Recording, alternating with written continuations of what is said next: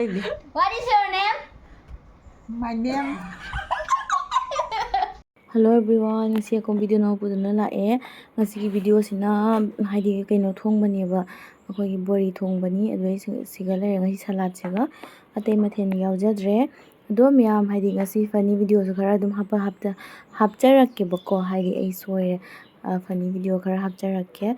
Ai video se handak mobile se saman tawira khangde bako. Video se namma dum haidi last ta jawramdaba do nungaitiba do na funny hoina khadang matik hapcharakke. Miyam nungai ti comment haibiramo.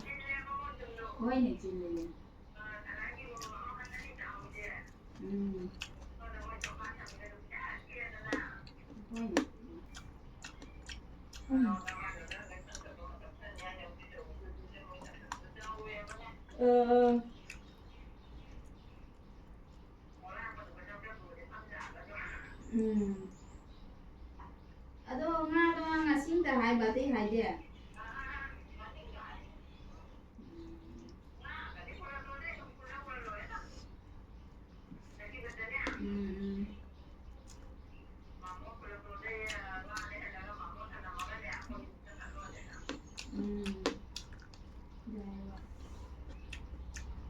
Ado loina pudoi mina loi suna ba.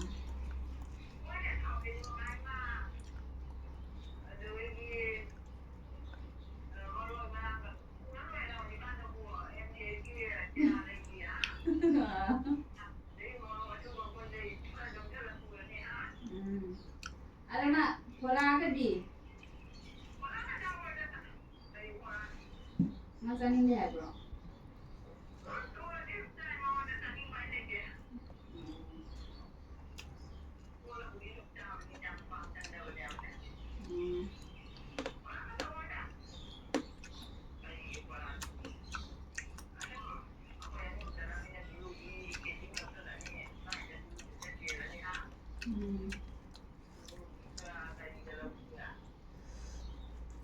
Khara hay khara lo de ar ma nei du su khara ki te to jati oi agency khara ai du ta khangin na da wai ni ka na tam no ma ni jun july ha ki dira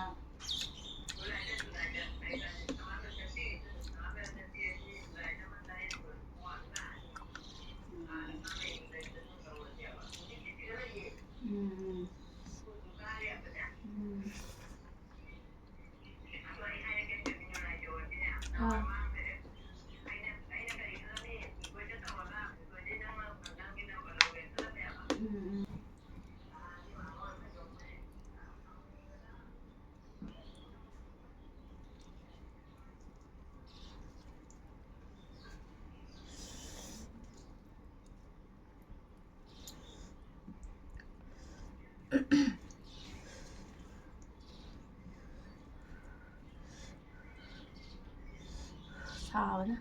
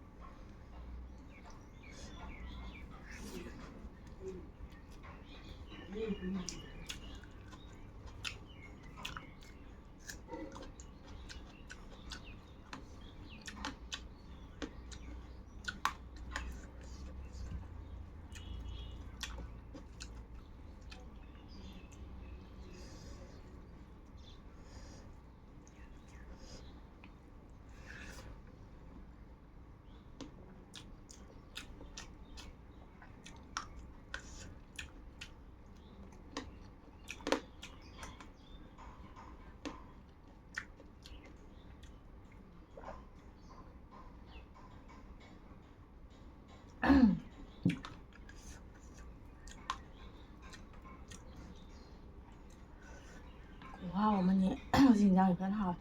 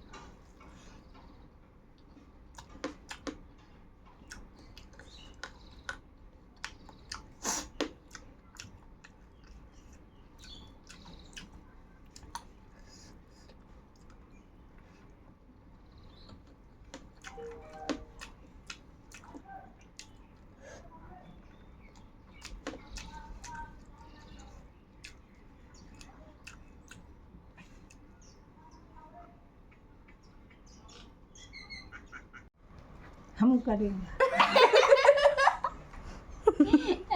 आता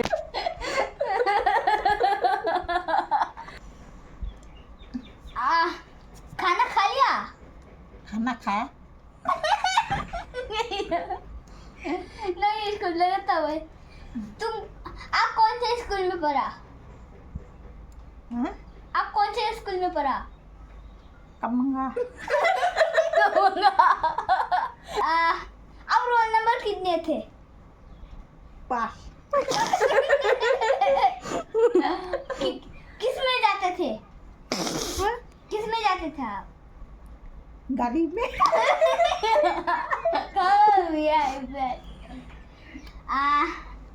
आप अभी कहाँ पे जाओगे? आप अभी कहाँ पे जाओगे? कहाँ पे? कहाँ पे जाओगे? अम्मा।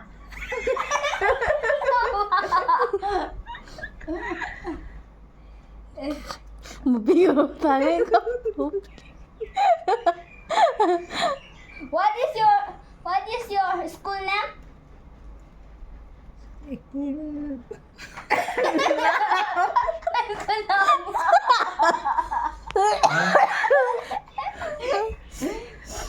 नाम भूली गई।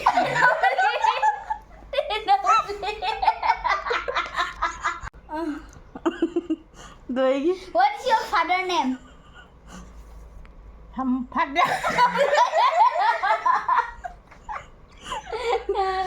Tanja, itu tanggung kamera.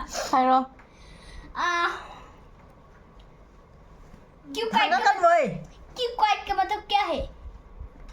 ngang hình cho bà chỉ nó ngang bây giờ. Chung rất là nằm ngang như vậy.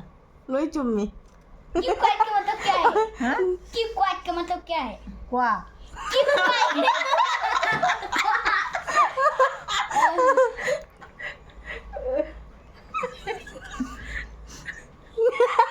कब बदल हो रहे?